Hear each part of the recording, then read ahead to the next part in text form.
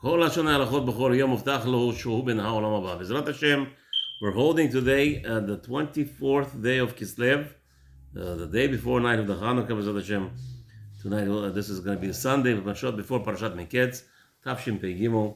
בעזרת השם, we're going to be discussing mitzvah number 143 and 144. We must burn all leftover, 143, must burn all leftover sacrificial meat. As it says, והנותר מבשר הזבח ישרף. So mitzvah number 143. שנצטווינו לשרוף הנותר והוא בשר הקודשים שנשאר אחר עבור זמן אכילתן המוגבל להן. We are commanded by the Torah to burn any meat sacrifice that was meat offering that was left over after the allotted time to finish it.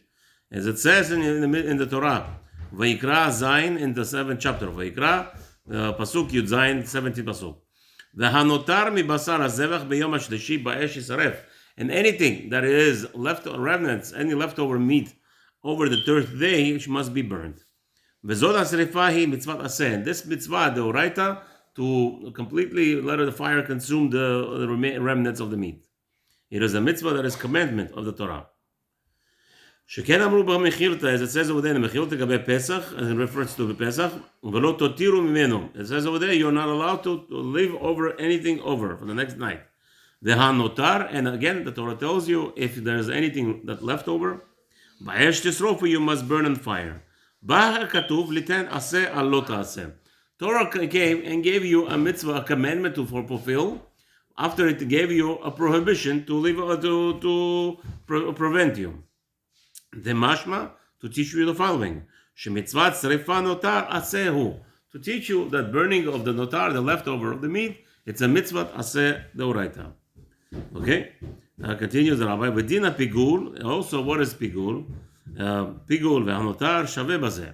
There is a comparison of pigul and the remnants, leftovers. Pigul means a person who defiled a kohen by only a pigul could be done by only by a kohen. Pigul means the machshava, the thought process of when there was sacrifice happened, at the time of before, from the time of shchita, collecting the blood into the vessel from the neck and throwing it on the corner of the mizbeach. The kohen had a wrong machshava, had a wrong thought for what's the purpose of this sacrifice. Okay. שיש מצוות עשה גם כן בשריפתו. There is a mitzvah to burn it. שמצינו הכתוב מוציא הפיגול בלשון נותר. Also, some places, actually the pigul is called a notar.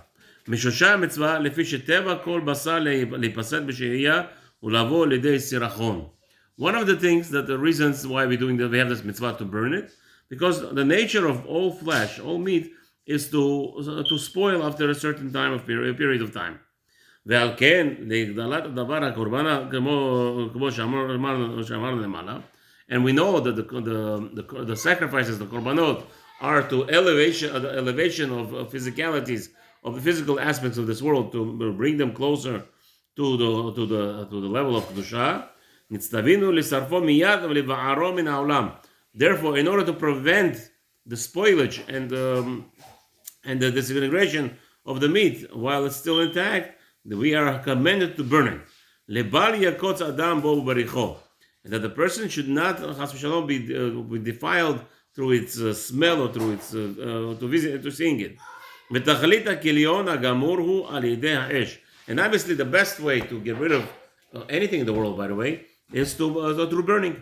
That's one of the things that we have sifat chametz. We burn chametz on Pesach. And even though it is a good thing that you fazer ba'avir, the halacha says, how do you get rid of the chametz? You could just grind it to pieces and just throw it in the air, in the field, and let whatever happens, or throw it in the ocean. Today, lehavdil, to flush it down, as we have sometimes if the 14th of Pesach falls on Shabbat, that means Motzei Shabbat is Pesach. So what we do is we make sure to eat on Shabbos morning pita before the time allotted. We make kiddushin, we eat pita to make hamotzi, the suda with hamotzi. Then we have any leftovers of the crumbs, you can burn on Shabbos. So we flush it down today's day and age. or so many people eat the pita in the balcony or outside. This way, they're not going to have any chametz in the house on that day. However, so we have different rules of getting rid of chametz. But the best way to get rid of all the chametz is obviously burning it, that is the best of all the oaths. But there's no remnants of chametz anywhere. There's no concern that maybe rats took it, or maybe birds took it, or chickens, whatever they left over in any chametz. Therefore, we usually burn everything. So to here, the notar, the meat that is left over, we burn. יותר הפירוד וזריעה לרוח או כל דבר אחר. אז רבי ססיה.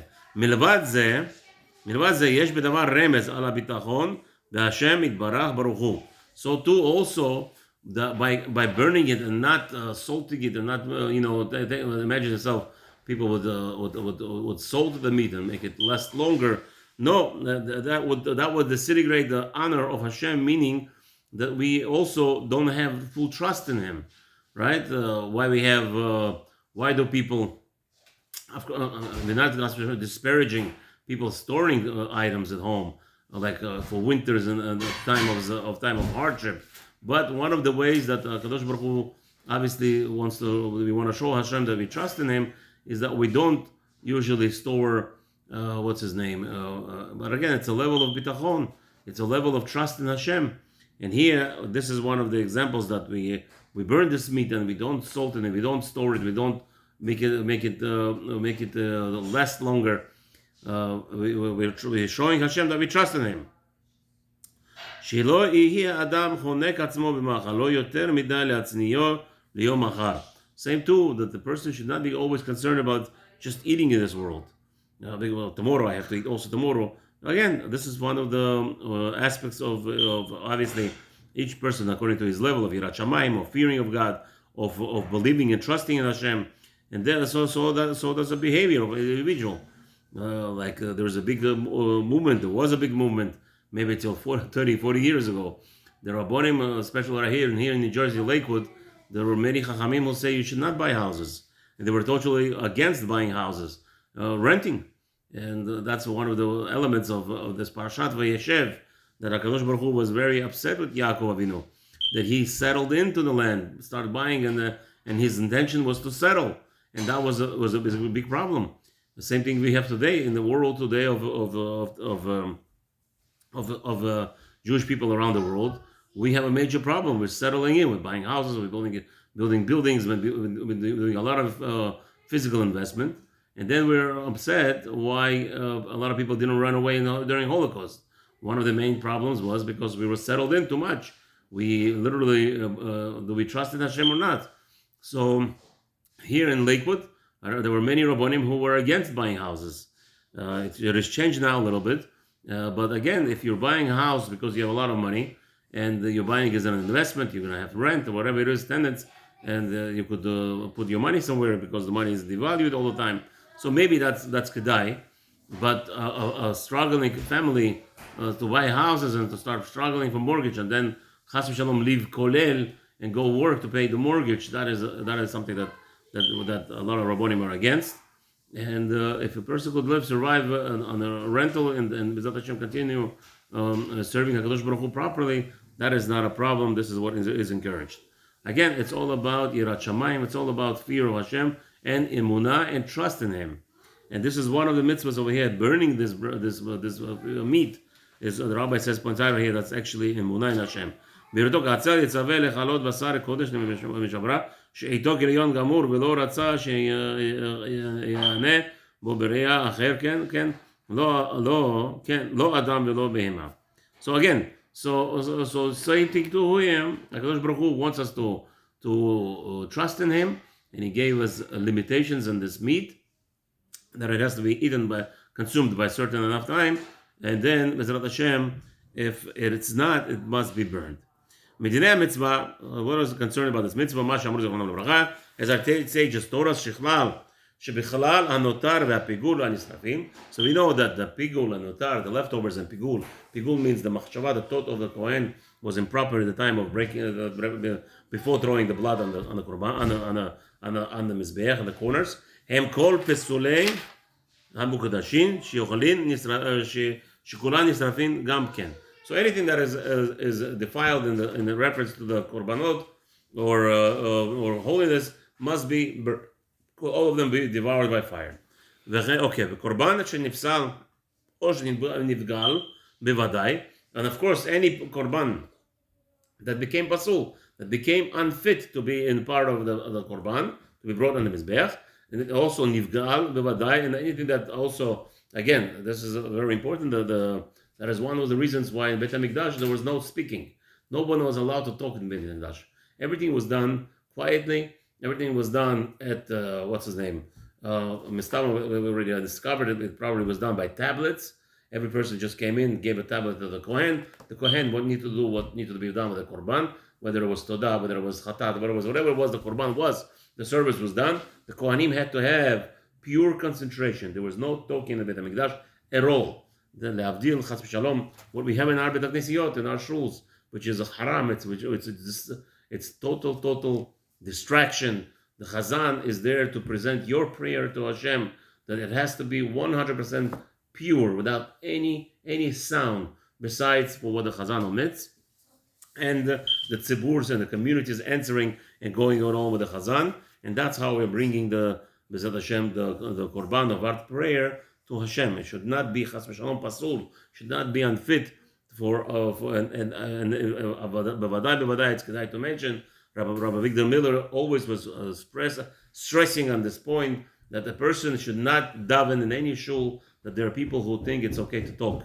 Unfortunately, it's spread around our communities, and if there is no shul that in your immediate area that does not have people that quiet in the middle of prayer, so either you find a new shul or you create one, and B'ezrat Hashem, and you call up friends and make one in the basement, whatever it is, in your garage, and the condition will be that there will be no talking in prayer time at all.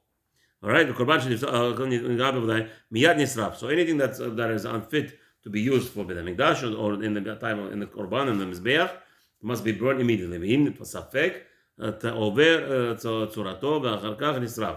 So now also anything that was doubtful, if it was whatever it was doubtful, you must make it somewhat defiled, that it cannot be brought in the mizbeach in any way, and must be burned immediately without any questions. וכל בשר הנמצא בעזרה, איברים עולות, פירוש נדין, אותן שהן עולות, ואם נמצא רתיחות חטות ונמצאו בירושלים, שלמים נפקא מינה לעניין שאם עבר אחת ואחת מהן, מביא על כל אחד מכפרתו כפי חזקה זו.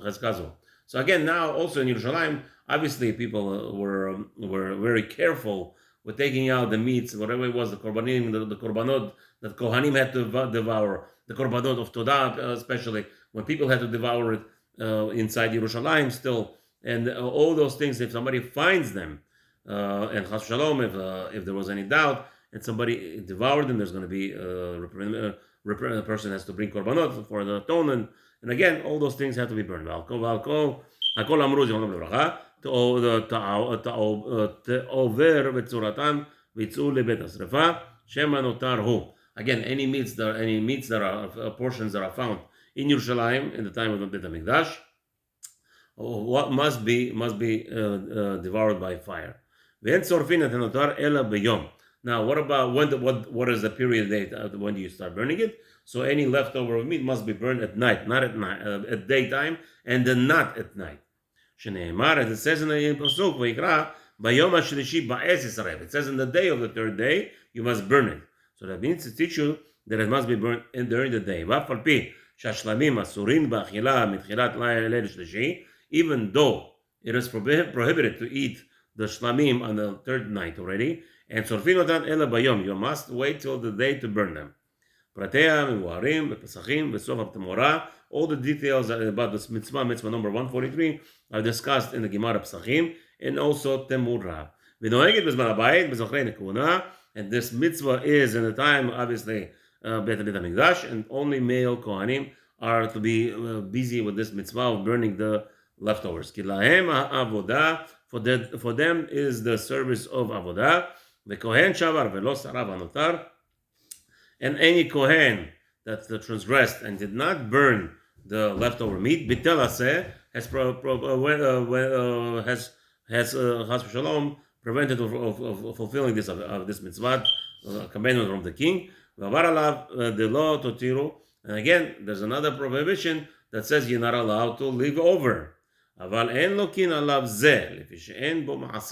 And we said in both cases that even though he transgressed a commandment, that means Yotze Lepol has to do something, and then there's a Torah that says that there is a prohibition, you're not allowed to leave over. So one says you must burn whatever is left over. One says you're not allowed to leave over what is the meat that's left over. So, but still, even though it's a prohibition, but he's not doing anything physically. The fact that he let the meat stay overnight, that is an Aveira, but it's not a physical act.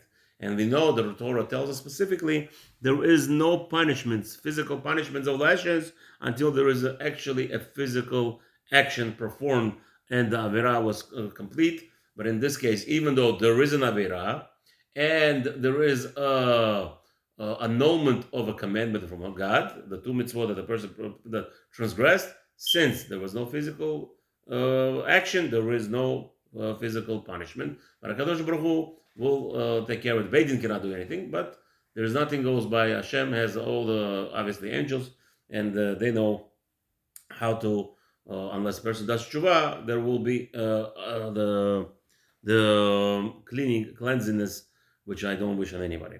But Bezat Hashem, everybody should do tshuva properly, and hopefully we will do the mitzvot properly. Mitzvah 144.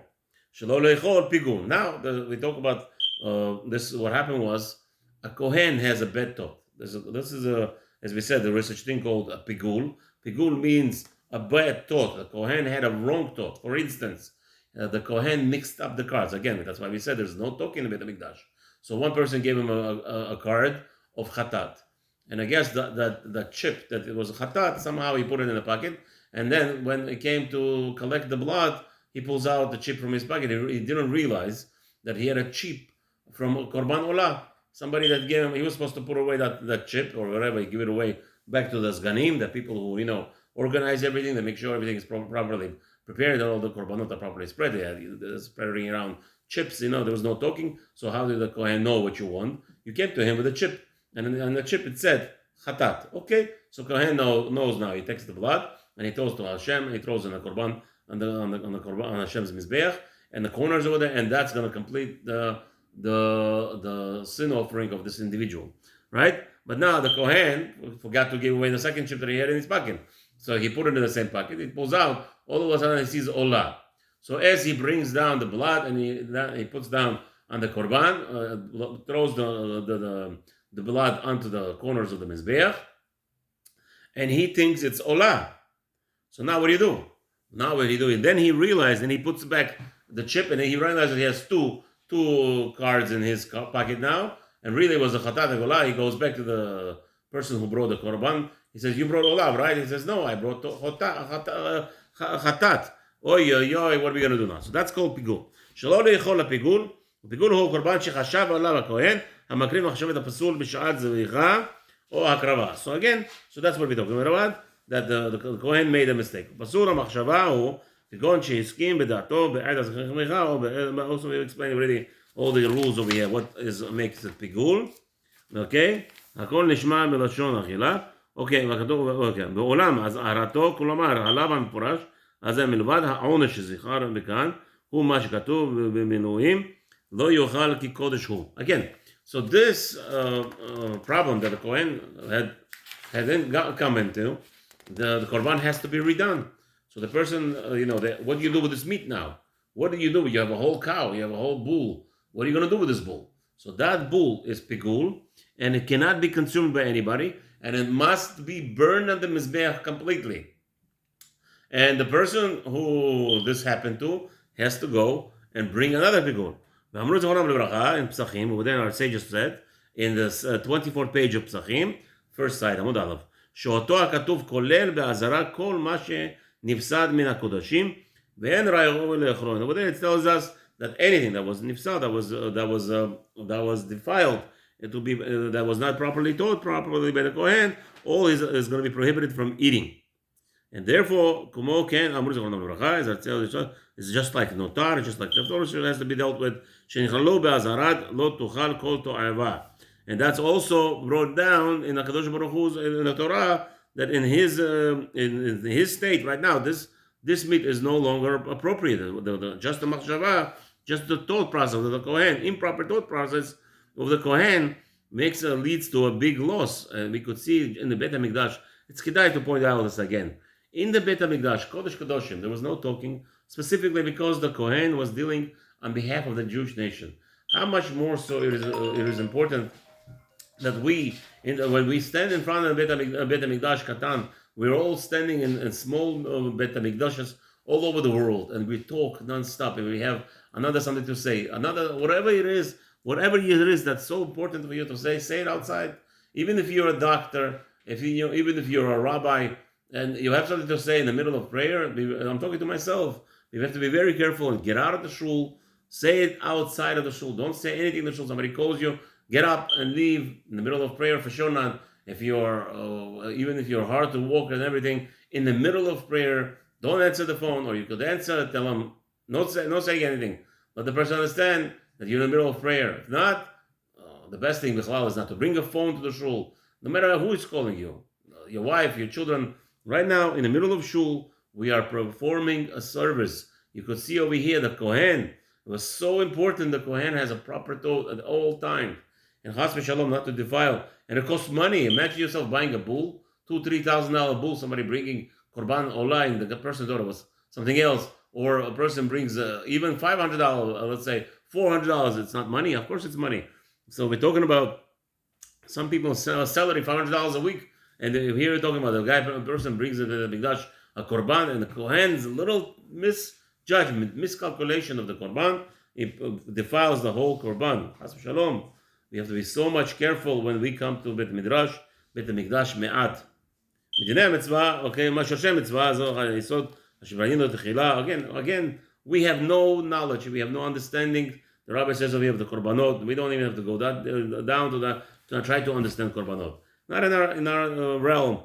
But B'ezrat Hashem, one thing we should know, it has to be done perfect. It has to be done with zachut rosh. It has to be done so clear, without any other second thoughts, in order for it to be accepted. Same thing when we're praying in the Knesset, B'ezrat Hashem, to be in that same madriga, and that's a level to reach B'ezrat Hashem.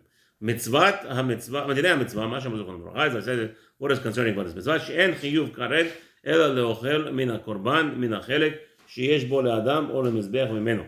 אבל מן החלק ממנו שמתיר הקורבן אין חייבים עליו כרת משום פיגור. כיצד? So again, there's going to be discussions of somebody who's חייב כרת for eating it or not. כיצד? האוכל כזית מן אדם מקורבן שנתגל אין חייב עליו כרת משום פיגור. Again, if it was פיגור and somebody ate from it, he doesn't have a כרת from it. שהרי אדם החלק המתיר הקורבן הוא. Right? So there's all discussions now. What kind of punishments a person receives to that. Right now we're not going to go into detail because we covered the main thing over here, Mitzvah 144, that we are not allowed to eat from this pigul. But again, how did we get to pigul is very important to understand, and that is not having a clear mindset. And we come to the Beit Midrash, Beit Knesset, we have to have clear mindset. Ladies, please make sure when your husband is a time of prayer, do not call him, do not bother him, there's no emergency. There's no emergency greater than a Kohen, your husband in the Beit Midrash right now, serving HaKadosh Baruch Hu and bringing prosperity and blessing to this world. That is what Beit Knesset, that is what Torah, learning Torah. In the middle of learning Torah, Chavruta to learning, right now they start calling this one, calling that, and getting phone calls and everything. All those things should be avoided. Again, if we believe, when we trust in Hashem, that when we are busy with learning Torah and when we're performing the mitzvot, it's like we are right now substituting the Beit HaMikdash, the Kohanim, the prosperity to the whole world that was brought down by Beit HaMikdash, and everything was done properly. HaKadosh Baruch Hu gave a blessing. So obviously, if we're learning Torah properly without any distractions, if we're davening, especially when we're davening without any distractions, B'ezrat Hashem, Matovu Ma'naim, we're going to get all the blessings of the HaKadosh Baruch Hu. And you could just imagine how much prosperity. In the time of Shlomo HaMelech, it's kedai to mention it constantly. In the time of Beit HaMikdash and Shlomo HaMelech times, the silver was actually, children were playing it with like rocks.